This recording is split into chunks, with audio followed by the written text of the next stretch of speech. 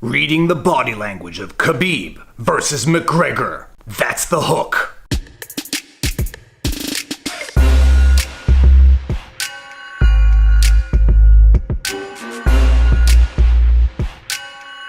Alright, so for those of you who are not into the UFC, last week, Khabib Nurmagomedov and Conor McGregor gave what was possibly one of the greatest press conferences ever to promote an upcoming fight on October 6th in the UFC. Now, a number of subscribers asked me to do a body language analysis of this particular press conference because I am a body language analysis expert. So we're going to do it because it's going to be awesome. Enjoy.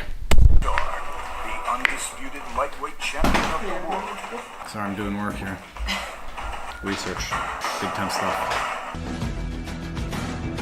Okay, by the way, look at this point in the video and look at how McGregor is staring down Khabib, but Khabib is so focused on placing his belt that he doesn't even know that McGregor is staring him down. This is interesting for two reasons. One, I hope Khabib is always aware of all of his surroundings at all times. Protect yourself at all times. But the more entertaining thing is watching McGregor trying to intimidate someone through a stare down when that person doesn't even know that McGregor's looking at them. It's almost deliberate. Ignore him like he's not even in the room to make him seem insignificant. Side note, bringing it back to law for a sec. I was attending an examination representing my client who was being examined, and it was an interesting strategy that the older, more senior lawyer employed. He basically ignored me the entire time. Like, I was raising objections and he just brushed me aside like I was a fly on the wall. Didn't even acknowledge me, and it was belittling and it was condescending. I don't think it was necessarily effective, but I understood what he was trying to do. I wonder if Khabib is trying to do the same thing here to McGregor. Ignore him. Pretend he doesn't exist. Now they're making eye contact. Let's keep going here.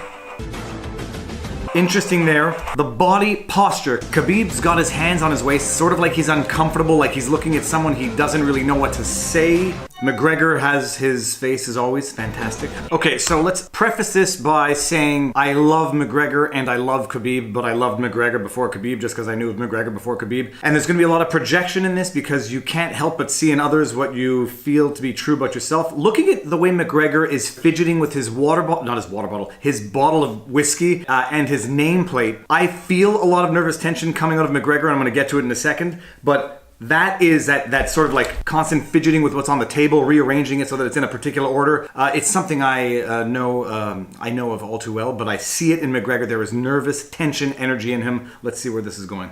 If I was an owner and I was part of the promotion, I would have had our f***ing fans in this arena. Where's the f***ing fans at? That's who we fight for. That's who pays the bills. That's who deserves this show. I'm on probation up to my eyeballs in ongoing and incoming civil cases. First of all, I agree with McGregor. The fans should be in there. I read one of the top comments and it was hilariously, classically accurate. Watching McGregor without his fan base is like watching a sitcom without the laugh track. You can't do it. Bring in the fans! McGregor is immediately jumping into something which is clearly on his mind. He cuts off the question. He jumps into this shtick about being on probation. He lances a darting look up at Dana White, like Dana knows what's going on. He's blinking a lot. McGregor is always a little manic and he's always a little crazy in his pre-fight press conferences. He strikes me as being a little bit edgier and a little bit more manic than usual. Let's keep going here. Okay, now look at Khabib now. Neck creaking and looking to someone on the side with a distinct sense of satisfaction on his face. Thus far in, I believe that Khabib might be winning the mental game war. What is it called? Marion, what's it called? Khabib might be winning the head game war. That's what I was looking for. Vladimir Putin locked him up for embezzling 150 million worth of money from the Russian people. All right, by the way, now setting aside McGregor and Khabib, look at Dana White here. Dana White looks like he doesn't understand fully what is going on. Dana White always knows what's going on, and this is all part of a well-orchestrated plan to hype this fight up to record numbers on PPV. That's pay-per-view for those of you who are not into the MMA. That's mixed martial arts for those of you who don't watch the UFC. That's the Ultimate Fighting Championship for anyone who doesn't watch TV. That's television for... Okay, never mind. I stay relaxed, brother. I stay relaxed. I don't feel nothing. There's a good old expression, talk softly and carry a big stick. Thus far into the press conference, it looks like Khabib is talking softly and carrying a big stick. Short and simple. Of course, Khabib is not a showman like McGregor, and I don't think McGregor is actually that much over the top. I think it's all part of the show, but it's fun to watch. Let's go. Proper 12. Proper Irish whiskey. That's what I'm talking about. I came here to have a buzz with this. Not that I'm a body language expert or even a stress expert, although I might be a stress expert. McGregor is taking very shallow chest breaths, not like these deep sort of... I don't even know how to do them, but it's all like upper body breathing.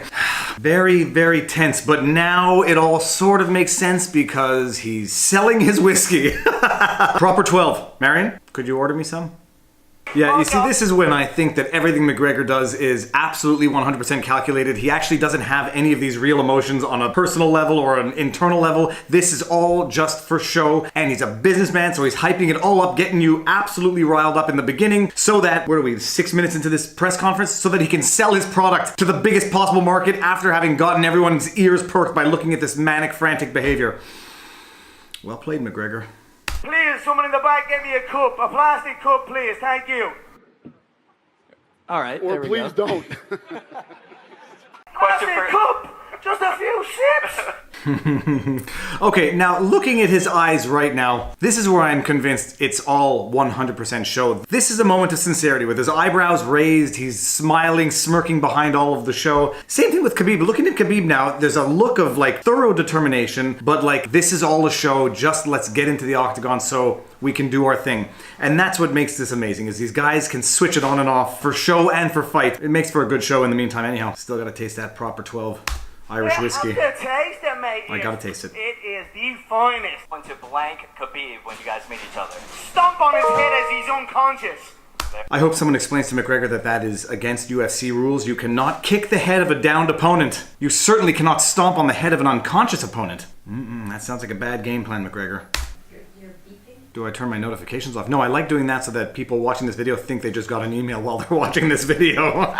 I know I have location. I stay on bus. 6 October. I stay on bus. 6 October. Shoot in the bus. I like that answer. I have a location. It's the 6th of October. Now it's interesting. Now Khabib is actually acknowledging McGregor, and let's just see where this goes. No, sit down. We're Shut gonna your talk. mouth. I hope so, because if you put... Okay, now Khabib is getting a little irritated. When you tell someone to sit, that is sort of like the act of dominance where you're telling someone what to do, and when they don't do it, you keep repeating it, thinking that somehow it's going to happen. Sit, sit. I hope so, because if you pull out like you always do pull out, may Who? God have mercy on your soul. Who and trust pull me on out? that. If I can hypothesize anything, it's at this moment we are now 12 minutes into the press conference. McGregor may be getting a little bit under Khabib's skin, and Khabib is going to probably in a few minutes take a deep breath and go back to being relaxed and not bothered by anything McGregor does. Let's see. If you'd have got off that bus, you'd be dead now. No, okay. You'd be dead and I'd be in a cell. This language is bordering on actual threats. All for show, but not something I would suggest that my clients ever utter, even in jest. Let's continue. I'm gonna mow you. Let's wrestle, kid. Let's wrestle. Let's wrestle. Let's wrestle. Let's wrestle. 6 October. Let's wrestle. Let's wrestle. Let's wrestle. They're singing together. All right, incidentally, it's not the first time that McGregor has made fun of an accent. I happen to think that even in the context of promoting a fight, Bisping did it to GSP. I don't think it's fair to make fun of someone's accent when they are speaking and trying to trash talk in a second language. Let's wrestle. Let's wrestle. That's a good song. I think I'm gonna make like a remix, like a remix of that. That was good. Let's wrestle. Let's wrestle. Let's wrestle. Let's wrestle. Let's wrestle. Let's wrestle. Let's wrestle. Let's wrestle. Let's wrestle. Let's wrestle. Let's wrestle. Let's wrestle. I'm going to knuckle out your orbital bone. I guess there is an exception to uttering threats of physical harm in the context of a UFC fight. Because if you say that you're going to punch someone in the face and break their orbital bone on the street, that counts as uttering threats, and it's a crime. I think doing it during a press conference is actually considered a good thing. Conor, you've been away for 2 years, has been said. There's been some criticism. Where do you feel your training is right now, especially with your wrestling going up against Khabib? I am very, very well coached. We are ready. We are ready here. We are ready for war. We are ready for all outcomes, all situations. We're going to go out and enjoy. I like this question, I like this answer. He asks about his wrestling, what he's been doing, how he feels about it. Khabib has been ragging on McGregor's wrestling. He starts off with, I am very well trained, making sure that everybody knows that there's a team behind him and that he himself appreciates that there's a team behind him. And as of that point in the question, he refers to the we, not the I, which I think is a good sign of the fact that he actually acknowledges that he needed to improve something and that through his team he did do it. By the way, this whole video is going to be like 99% appreciated in retrospect. If everything I say sort of reflects the actual outcome in hindsight, I'm going to be a genius. If it doesn't, I'm going to be just another schlock internet guy doing bad body language review. Speaking of which, let's get back to it. Khabib, your last fight, you had opponent changed right before you, and that fight right there was a very hard fight for you. What are you going to do different on this fight?